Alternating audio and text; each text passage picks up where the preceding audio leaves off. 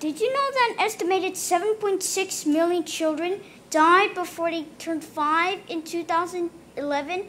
That's 21,000 children every day. Every 4 minutes, a child under 5 dies. One of the top killers of these children is malaria.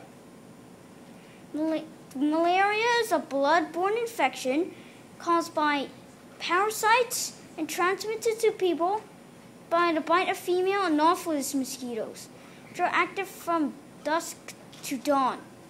Malaria usually begins as a flu-like illness with fever and chills. Mild to moderate anemia is also common because the malaria parasite infects and destroys red blood cells. Untreated, malaria can result in severe anemia, lung and kidney failure, coma, and death. Malaria occurs in some 3.3 billion people, half of the world's current population. It is mostly present in semi-tropical and tropical poor areas of Africa, South and Central America, and Asia. Of the 100 affected countries, 35 are located in Africa.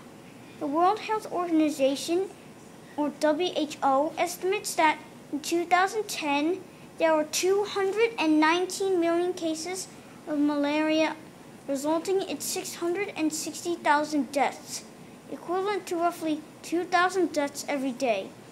Using a different set of predictive models to estimate mortality, 2012 study determined the number of documented and undocumented deaths in 2010 to be 1.24 million.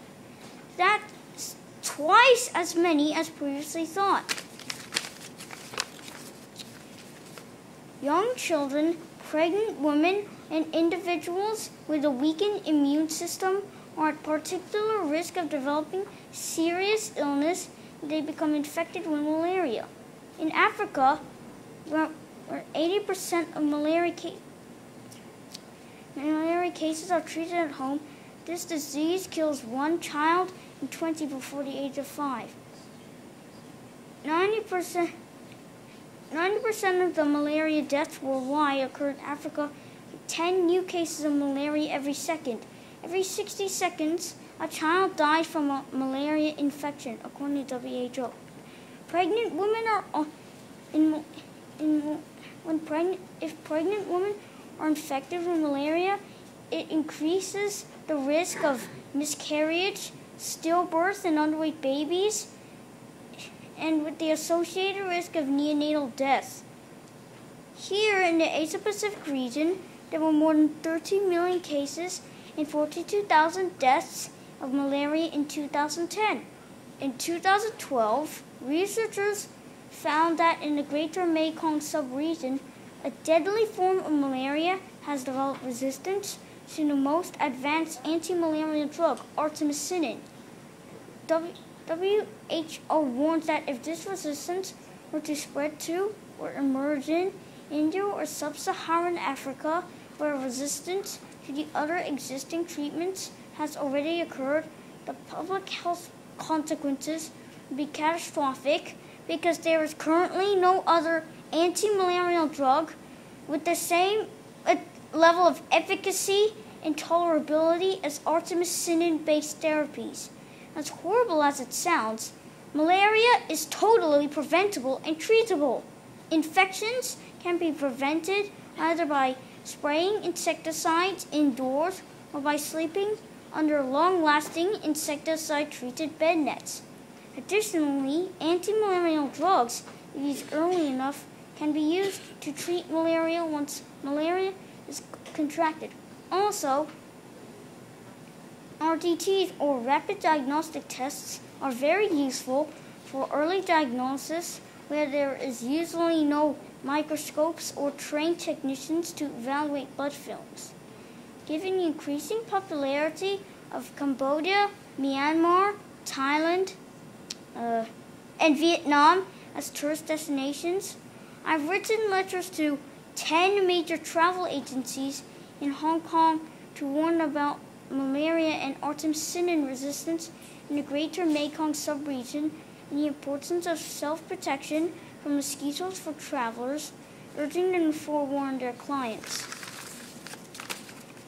Self-protection is the only first step. We need to get rid of malaria from the world forever. However, there's always a shortage of funds to fight malaria.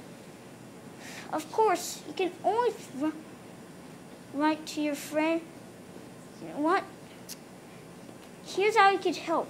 You can make a donation to one of the many non-profit organizations shown here. You can always get your parents involved. Their companies can help too.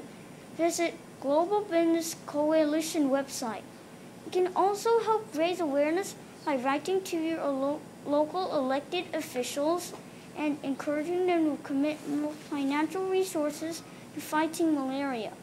Of course, you can always write to your friends and tell them what you have learned about malaria today and get them to help too. There's lots of things we young people can do.